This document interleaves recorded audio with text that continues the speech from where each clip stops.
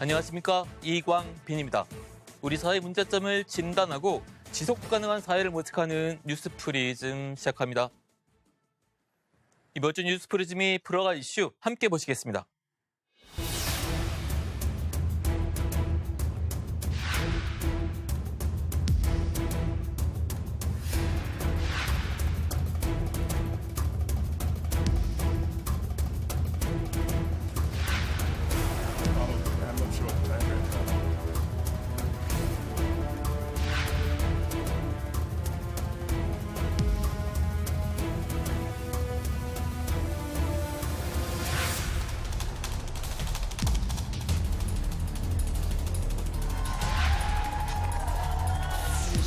Of Indian heritage, and she was.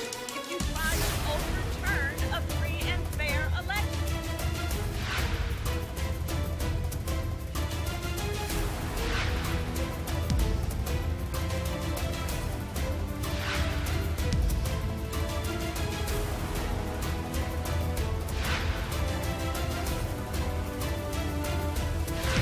To publicly talk about it, but I will say.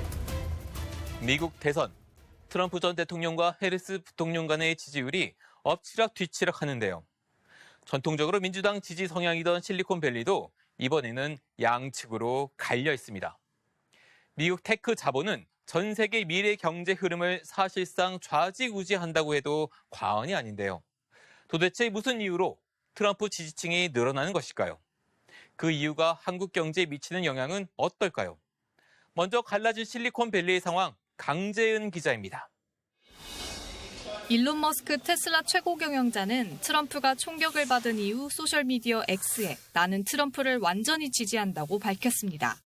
지금까지 민주당을 지지해왔던 머스크가 오는 11월 대선을 앞두고 트럼프로 돌아선 겁니다.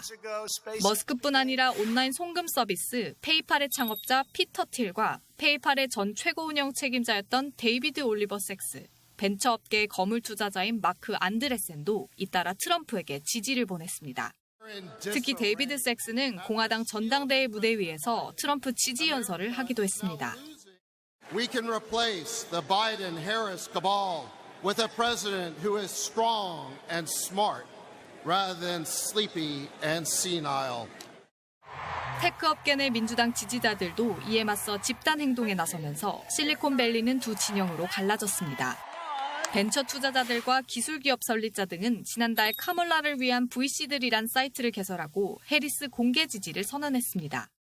200명이 넘는 명단에는 링크드인 공동 창립자 리드 호프먼과 챗GPT 개발사인 오픈AI 등에 투자한 유명 벤처 캐피털의 창업자도 포함됐습니다. 일부 테크업계 거물들이 잇따라 트럼프에게 지지를 보낸 배경에는 트럼프가 기존의 규제를 완화할 거라는 기대감이 깔려 있습니다. 조 바이든 행정부는 애플과 구글 등 주요 IT 기업에 반독점 소송을 제기하고 인공지능 개발과 서비스에 대한 정부 개입을 담은 행정명령을 발표했습니다. But just as AI has the potential to do profound good, it also has the potential to cause profound harm. These threats, without question, are profound, and they demand global action. 반면 트럼프는 바이든 행정부의 인공지능 관련 규제를 폐기하겠다고 선언한 상태입니다. 재임 시절 가상화폐를 사기라고 했던 트럼프는 업계 후원이 늘어나자 업계 육성을 약속하는 등 적극적인 구애를 펼쳤습니다. This afternoon, I'm laying out my plan to ensure that the United States will be the crypto capital of the planet and the Bitcoin superpower of the world. 다만 파이낸셜 타임스는 인터넷 기업 기부금의 약 80%가 민주당에 전달됐다며 트럼프 지지가 진보색이 강한 실리콘밸리에서는 아직 소수 의견에 불과하다고 분석했습니다. 연합뉴스 강재은입니다. 미국 대선 결과는 정치적뿐만 아니라 경제적으로도 한국 경제에 상당한 영향을 줄 수 있습니다. 특히 AI나 반도체 등 미국이 주도권을 갖고 있는 테크 생태계의 변화는 우리 미래 먹거리 산업에 직결됩니다. 세계 시장에서도 필요한 우리만의 경쟁력을 갖추려는 노력이 시급합니다. 최덕재 기자입니다. 만약 트럼프가 당선된다면 우리 산업과 경제에 큰 변화가 불가피하다는 게 대체적인 전망입니다. 당장 미국으로 들어가는 모든 수입품에 보편관세 10%를 적용하면 우리 기업들의 타격은 피할 수 없습니다. 더구나 미국 내 인플레이션 완화를 위한 IRA법에 따른 전기차 배터리 보조금 혜택이 축소될 거란 전망도 지배적입니다. 특히 주목해야 할 점은 대표적인 다음 세대 먹거리 산업으로 꼽히는 AI와 관련해서도 미국 우선주의를 외칠 수 있다는 겁니다. 이미 바이든 정부는 혁신과 경쟁 촉진 등의 내용을 담은 AI 행정명령을 발표했는데 AI 정보를 정부와 공유하는 내용이 핵심입니다. 미국 중심으로 AI 업계를 재편하겠다는 속내란 분석이 나오는데 트럼프의 경우 이 문제를 국가 안보와 연결시켜 더 강화할 수 있습니다. 구글이나 오픈 AI 같은 미국 기업들의 규제를 대폭 축소하고 개인정보에 대한 접근성을 높이는 데다 중국에 대한 규제를 강화하면 가뜩이나 전 세계 AI 시장을 주도하는 미국 빅테크에 날개를 달아줄 수 있습니다. 그러니까 내셔널 시큐리티 플러스 이코노믹 시큐리티라고 하는 거를 강조하면서 기존의 어떤 국제 통상 규범이나 이런 거를 다 앞서는 무력화시키는 이런 정책을 지금 펼 가능성이 있고 미국 중심으로 해서 가시적인 성과를 내기 위해서 옥조이는 걸 할 가능성이 많기 때문에 일반적으로 해리스가 당선되면 경제 등 다양한 부분에서 바이든 행정부의 기조를 이어갈 것으로 전망하지만 AI 등 첨단 분야에 있어선 더욱 자국 중심주의로 치중할 수 있다는 전망도 나옵니다. AI가 향후 세계 경제의 판도를 좌지우지할 핵심 기제가 되어가는 가운데 어느 쪽이 당선되든 긴장의 끈을 놓을 수 없는 셈입니다.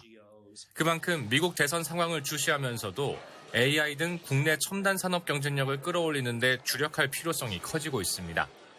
AI 서비스를 뒷받침할 반도체 개발뿐만 아니라 AI 모델 개발 및 관련 인프라 확보에 힘을 모아야 한다는 지적입니다. 또한 세계 시장에서 수요를 만들어낼 수 있는 우리만의 특화 데이터를 확보해야 한다는 전문가들의 주문도 나옵니다. 군대 다 가야 되잖아요. 그럼 이제 군인들 건강검진 비슷하게 한 데이터라든가 빅5 이런 병원들 같은 경우에는 자체적으로 추적조사한 이런 데이터들도 다 있고.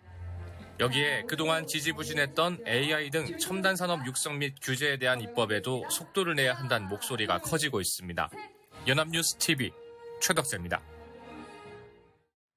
미국 대선을 둘러싼 미래 자본의 흐름. 이 자체가 흥미롭기도 하지만 우리에게 미칠 영향이 궁금한데요. 실리콘밸리의 생생한 소식을 전해주는 더 밀크의 손재권 대표님 모시고 말씀 들어보겠습니다. 안녕하세요, 손 대표님. 네, 안녕하십니까. 네. 실리콘밸리가 트럼프와 해리스의 지지로 양분돼 있잖아요. 규제 문제, 곧 비즈니스 문제 때문이라는 분석이 많은데 실리콘밸리에서 트럼프 지지세 앞으로 어떻게 될 것 같습니까? 예, 좋은 질문이신데요. 지금 사실은 민주당은 캘리포니아, 특히 실리콘밸리에서는 지지세가 상당히 강했습니다. 근데 최근에 규제 문제로 인해서 트럼프 지지세가 과거에 비해서 높아진 것은 사실입니다. 네. 전통적으로는 실리콘밸리가 민주당을 지지하는 성향이 강했죠. 하지만 최근에 전기차 문제라든지 또 AI 규제, 또 암호화폐 규제 이런 것들이 같이 맞물리면서 또 민주당, 또 공화당에서 특히 이제 트럼프 후보가 부자 감세 그리고 또 기업들 감세 이런 것들을 공약을 내걸면서 지지세가 좀 과거보다는 높아지게 된 것이죠. 하지만 트럼프 후보가 실리콘밸리에서 굉장히 또 메이저가 될 것이냐 그건 아직 좀 제한적이라고 생각이 듭니다. 워낙 지지세가 강하기 때문이죠. 특히 이제 트럼프 후보 같은 경우에는 이민 정책 H-1B 비자가 있는데요. 이민 정책이 굉장히 좀 까다롭게 지금 하고 있기 때문에 네. 더 문제가 되고 있습니다. 왜냐하면 실리콘밸리 지역들은 워낙 이민자들, 특히 아시아계 이민자들이 메타나 구글 들어가서 또 새로운 기술을 또 혁신하지 않습니까? 그러다 보니까 강력한 이민 정책이 좀 지역을 위축시키기 때문에 또 혁신을 제한할 수 있기 때문에 전통적인 민주당 지지세가 이번에 아무리 트럼프 후보가 부자 감세 또는 규제 완화를 한다고 하더라도 전통적인 지지를 뒤집기에는 좀 어렵지 않나 생각은 하고 있습니다.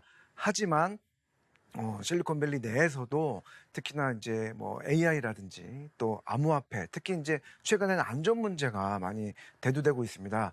샌프란시스코 지역에서 노숙자 문제라든지 마약 문제 이런 것들이 굉장히 좀 심각하고 안전에 위협을 받고 있는데 아무래도 트럼프 행정부 이쪽에서 조금 더 강하게 좀 안전 문제를 할 거기 때문에 아무래도 과거보다는 트럼프가 많이 지지를 받고 있는 건 사실입니다.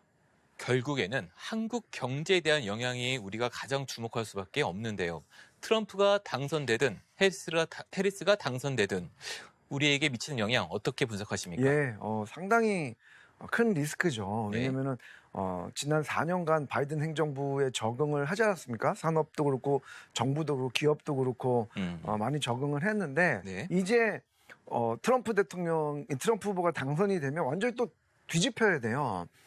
거기에다가 지금 카말라 해리스 부통령이 당선이 된다면 사실은 정책이 이어지는 거기 때문에 다시 적응할 필요가 없거든요. 그래서 이번에 누가 당선이 되는가는 상당히 기업과 산업에 영향을 미치는 데다가 특히 한반도, 한국 기업들 같은 경우는 수출 주도이고 또 지금 트럼프 과거 트럼프나 지금 바이든이나 공급망 변화를 지금 강력하게 하고 있고 특히 트럼프는 지금 미국에서 공장을 지어라는 거를 지금 바이든보다 더 할 거거든요. 그러니까 네. 상당한 영향을 미칠 수 있다라고 보시면 될 것 같고요. 특히 이제 트럼프가 된다면은 국내 메이드 인 USA를 더 강화하게 될 것이고 또 외국 기업들 규제를 더 하게 될 것이고 그래서 많은 영향을 미치기 때문에 특히 이제 IRA 같은 법 같은 경우는 미국 내 반도체라든지 또 이런 첨단 기술을 미국 내 하면 또 세금은 많이 주고 한국 기업들도 많이 세제 혜택을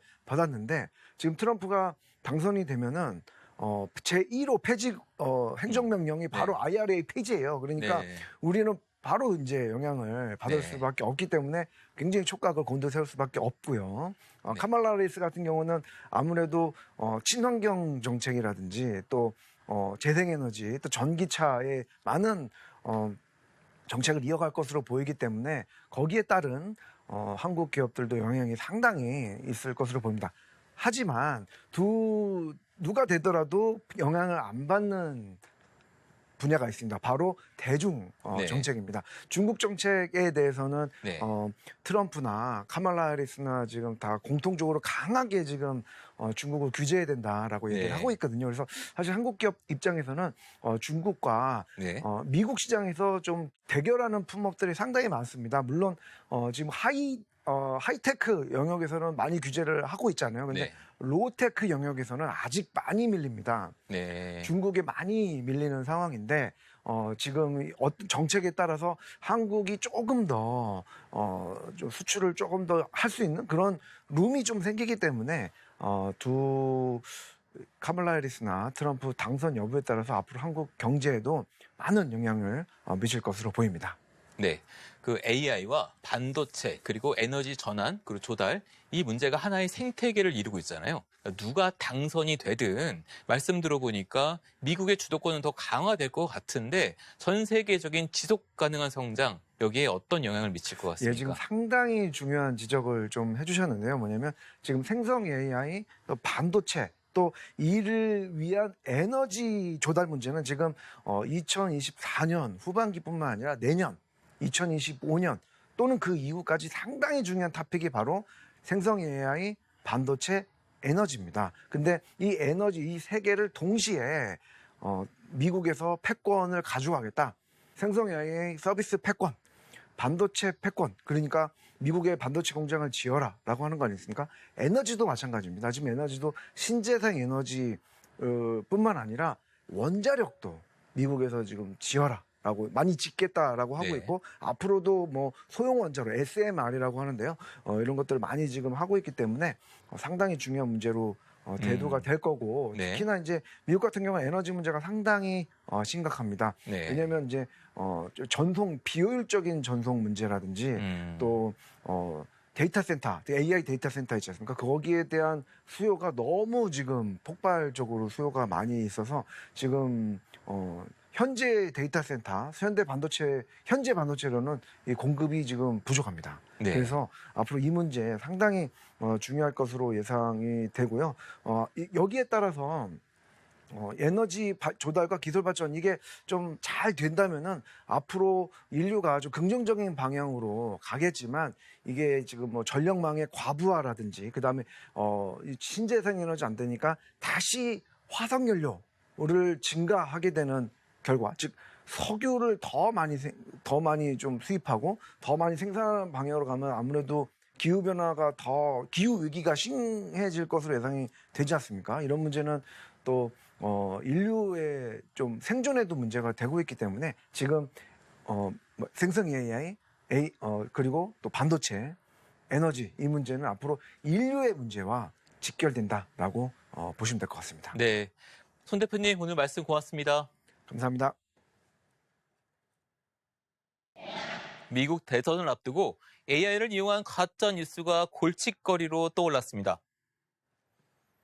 최근 해리스 부통령의 딥페이크 영상이 올라왔고 머스크가 그 조작된 영상을 공유했다가 물의를 빚었는데요. AI 투자가 천문학적으로 이뤄지는 만큼 AI 서비스를 통한 부작용 역시 커질 것으로 보입니다. 또한 AI에 대한 규제가 줄어들게 되면 부작용은 늘어갈 수밖에 없겠죠. AI를 둘러싼 글로벌 경제 전쟁이 더욱 뜨거워질 것은 명약관화합니다. 여기에 뒤처져서는 안 될 텐데요. 하지만 AI 세상이 어떻게 흘러가야 하는지, AI 시대 인간의 존엄성과 민주주의는 어떻게 될지도 생각해 봐야겠습니다. 이번 주 뉴스 프리즘 여기까지입니다. 시청해주신 여러분 고맙습니다.